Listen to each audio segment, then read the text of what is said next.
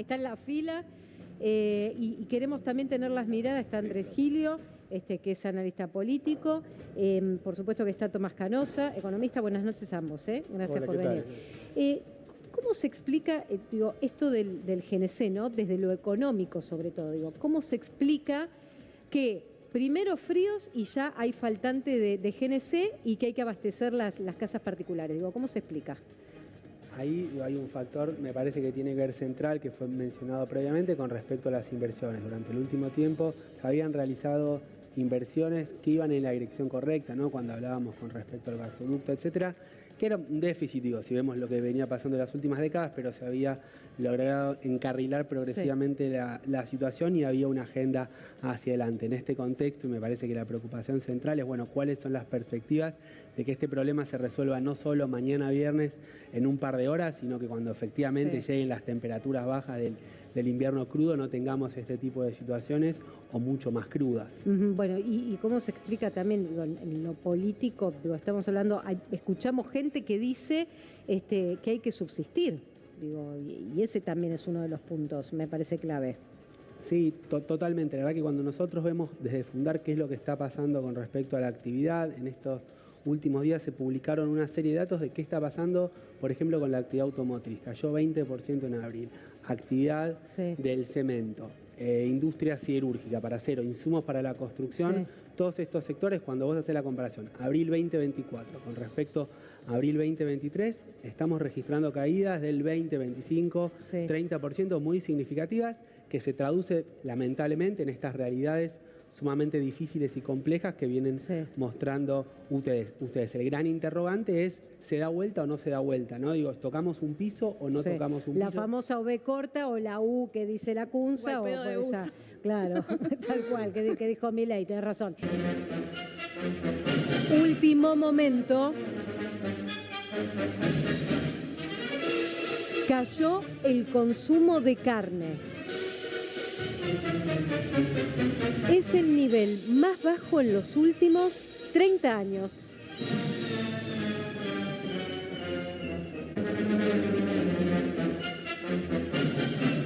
Y esto que estamos mostrando, acá Tomás, me parece interesante entenderlo en este contexto. La carne había subido exponencialmente a diciembre. Desde la campaña electoral subió. Después, producto de la caída del consumo, empezó a acomodarse. Y ahora, entre caída del consumo y que se acomoda el precio, sigue bajando igualmente el consumo, porque no alcanza. Sí, totalmente. Cuando vos ves qué es lo que viene pasando con los precios al consumidor, el INDEC publicó ayer el dato de inflación de abril, y como recién mencionabas, mes a mes se está desacelerando la inflación. ¿Es una buena noticia? Sí, es una buena noticia que la inflación se esté desacelerando. Ahora, cuando tenemos que ver por qué se está desacelerando, está este factor preocupante de qué es la caída en la contracción, ¿no? Cuando la gente no tiene plata en el bolsillo, ¿qué margen tiene el dueño del café para aumentarte la promoción del café con 2 medialunas si sabe que nadie va a venir? Entonces le aumentan los costos, pero no tiene capacidad. Total. En un ratito te vamos a estar leyendo, que está Belén recibiendo mensajes, si dejaste de consumir carne o reemplazás algún corte de carne por otro. Déjanos en el WhatsApp que ya Belén recibe los mensajes. Gaby, ¿cuál es la situación en este contexto del consumo de carne? Mira, hay dos factores. Uno es que el año pasado había tenido muchos vaivenes. En diciembre empezó a subir mucho. Por más que se haya desacelerado, los principales cortes de carne que mide el INDEC tuvieron subas de un piso del 80%. Estamos hablando de los 5 cortes que mide en forma diferenciada para calcular la inflación. Y además se habilitó un cupo mayor para exportación. Entonces también eso incide porque no hay que garantizar un consumo interno y se puede exportar más. Y esto acá está. Se come menos carne, entonces bajó 18,5% el consumo. Por persona por año comemos 42 kilos de carne promedio y por persona hemos dejado de comer por año casi 10 kilos, que es un montón. Tomás, esto es elocuente. Y con lácteos me contaban 25% cayeron las ventas en las principales lácteas en el mes de abril. Me contó una de las principales empresas que vende yogures y quesos. Eso es muy preocupante porque eso significa mala nutrición infantil, que en los primeros 5 años de vida no se recupera nunca más. Es decir, vos tenés desnutrición y tenés falta cognitiva, yo no soy especialista, pero bueno, todos sabemos que son importantísimos el tema nutricional en los niños. Esto sí que hay que encararlo y el Estado debería preocuparse al menos en este tipo de cuestiones. No sé si están de acuerdo ustedes. Esto es la contracara que se viene dando de la caída del poder adquisitivo, un poco cuando ustedes estaban entrevistando a los distintos taxistas y esta cuestión de no llegó a fin de mes, la contracara es esto, no llegó a fin de mes, o no como carne, o reemplazo la carne por algún tipo de otra proteína que sea muchísimo más económica, con lo cual es el resultado, lamentablemente, de esta situación que se viene dando. Y también me parece que es un punto importante para tener en cuenta, es el gobierno siempre hace mucho hincapié en equilibramos las cuentas públicas, no gastamos más de la plata que nos entra a fin de mes. Ahora, parte de ¿eso es importante? Sí, es importante. De Fundar sostenemos que es importante. Ahora, tenemos que revisar qué tipo de gastos estamos recortando, porque parte de los gastos, tal vez que estamos recortando, tiene que ver con gente que necesita de esto. Que necesita de carne. Y a ver, y recién una de las personas que hacía fila para cargar GNC ya solamente trabaja para poder pagar los gastos y vivir. ¿Cuánto banca la gente, Andrés, en este sentido? Porque todavía seguimos escuchando gente que dice, yo voté, yo quiero el cambio, y otra que dice, para la mano. Mirá, poner una fecha es muy difícil, ¿no?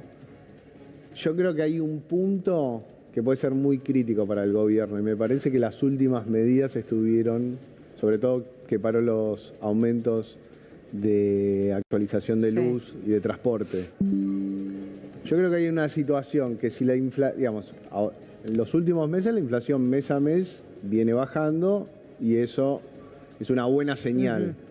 Yo creo que si hay algún momento que puede pasar de rebote, yo creo que eso puede ser un golpe duro a la credibilidad del gobierno, porque ahora el gobierno lo que tiene es credibilidad, ¿no? La gente no dice se solucionó el problema de la inflación. No, parece que el gobierno lo está solucionando. Es una sutil diferencia. Sí, pero se entiende. Sí, Néstor. Esta descripción de pisar las tarifas parece estar en contra del ADN de este gobierno, que justamente venía a sincerar esas tarifas.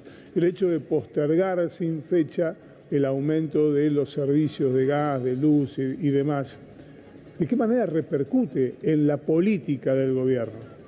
Bueno, el gobierno hace, casi te diría, no sé si del primer día, pero por lo menos en los últimos meses, ha tenido un giro mucho más pragmático, ¿no? El Milei del 1 de marzo, que les decía a los senadores y a los diputados que él no iba a negociar la ley bases, y vemos la ley bases que hoy está tratando el Senado. Está claro, pero como contrapartida, el gobierno nacional pisa esto y el gobierno de la ciudad de Buenos Aires provoca un tarifazo brutal en la tarifa del subte, por ejemplo. Entonces, parece como si hubieran invertido esos roles, que el gobierno de la ciudad se hubiera vuelto mileísta y el gobierno nacional se hubiera vuelto pragmático. Bueno, también tiene que ver con las cosas, digamos. El gobierno de la ciudad también tiene una cuestión de recaudación, ahí también hay pragmatismo, digamos, y también no paga tanto digamos, cuando aumenta el subte es un costo que está difuso, la gente no dice aumentó por Jorge Macri. No, porque además la discusión, Andrés, está puesta en que el boleto del subte, así como estaba retrasado. Vuelvo porque el tema de la carne...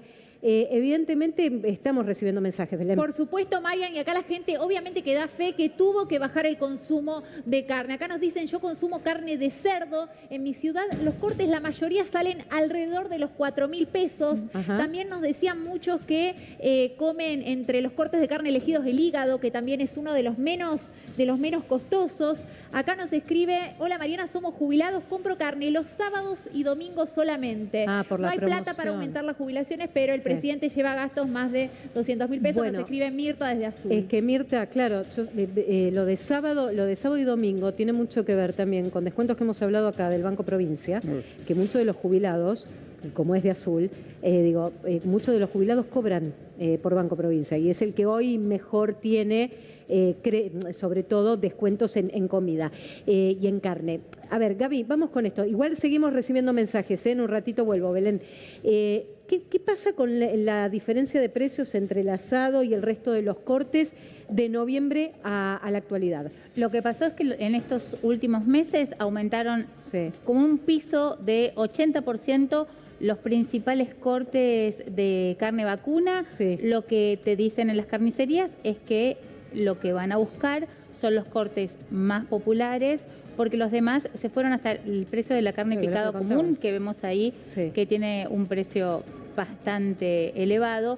Lo que hubo durante los últimos años para tratar de contener el precio del consumo de la venta al público son dos alternativas. Uno, estímulos para la producción, pero además esos programas de cortes económicos, que eran 5 cortes o 10 cortes con diferentes... Sí, tenías que buscar dónde estaban que tuvieran más carne que otra cosa, ¿no? Porque eran incomibles. Pero había una oferta que estaba acordada con el gobierno para acceder a cortes mucho más económicos. Yo los veía los sábados, sobre todo, que estaba en punta de góndola. Quería preguntarle algo a Gaby, si me permitís. Gaby, el aumento en la carne, este 80% que nos contás, ¿es mayor o menor a la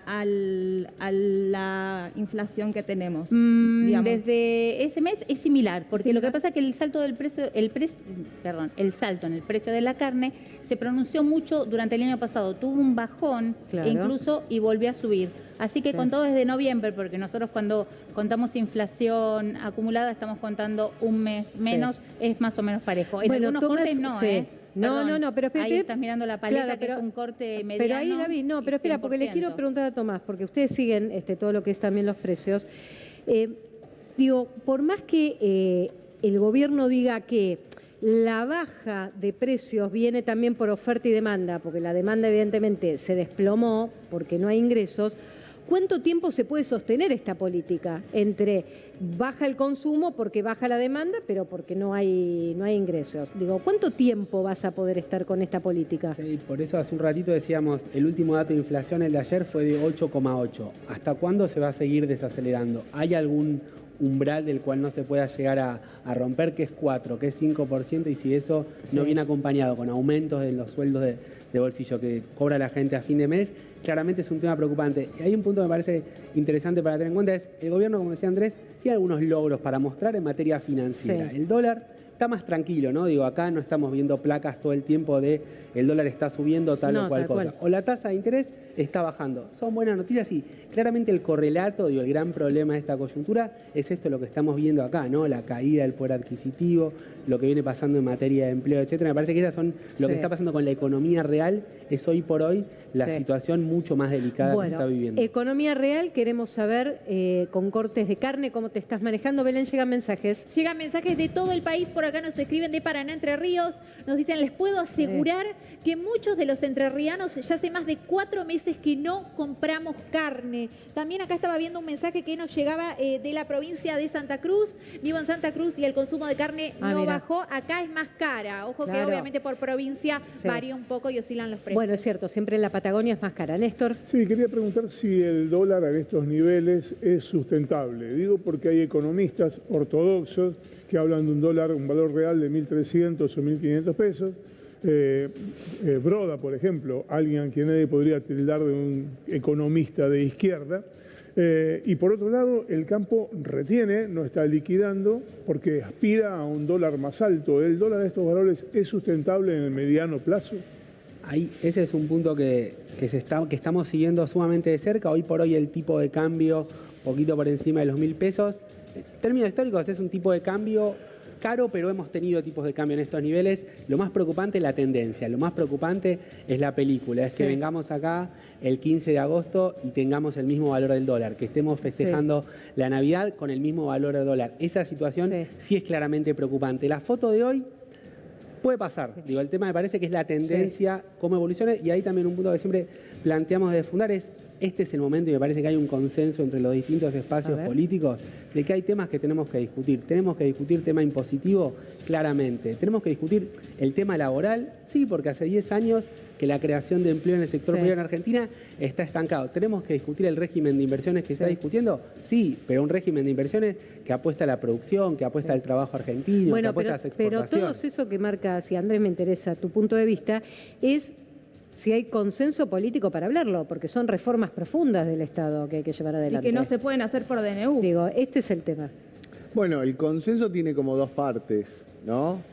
Una parte es el clima de época, ¿no? Y me parece que el clima de época, sobre todo el consenso en la sociedad, ayuda a que esa agenda, inversiones, reforma laboral, digamos, hay una sociedad más permeable a realizarlo.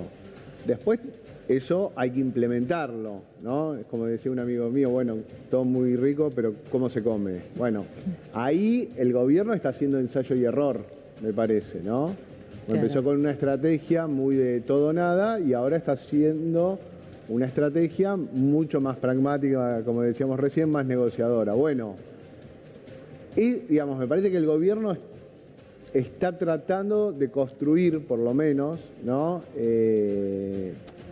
No quiero decir, digamos, de delinear cuál va a ser su coalición, ¿no? ¿Con quiénes? ¿Cuáles van a ser los actores con los que va a gobernar? Claro, que esa Entonces, eso te permite tener más estabilidad en los consensos. Sí. No es una cosa de ir y negociar solamente ley por ley con... No, tal cual, con cada uno de los sectores. Senadores o diputados. Totalmente. Por último, Tomás, te consulto. No te pido futurología, pero con el trabajo que hacen medido mes a mes, ¿sí? Gente que nos está mirando y dice, bueno, ¿qué espero de acá a, ni te voy a decir 6 meses, de acá a 2 meses? Me parece que hay dos variables centrales a seguir. Es, por un lado, qué es lo que pasa en el transcurso de los próximos días con la ley bases que apruebe que pueda llegar o no a aprobar el Senado en materia de mostrar una robustez y una capacidad de pasar proyectos de ley, ¿no? Digo, me parece que a veces lo vemos un poquito lejano, pero puede impactar en el día a día de la gente y también con la cuestión del dólar. Hoy por hoy tenemos un dólar que está relativamente tranquilo y que ayuda a que la inflación se pueda ir desacelerando. Esperemos que no, pero si llega a haber algún problema en materia cambiaria, eso se va a complicar en el día a día y en el bolsillo de todos los argentinos. Con lo cual me parece que estos son algunos puntos que hay que seguir de cerca. Esperemos que la situación mejore, que es lo que todos nosotros queremos, pero la situación todavía no está resuelta. Gracias a ambos por haber venido esta noche. Gracias Muy por la interesante invitación. tenerlos. Muchas gracias.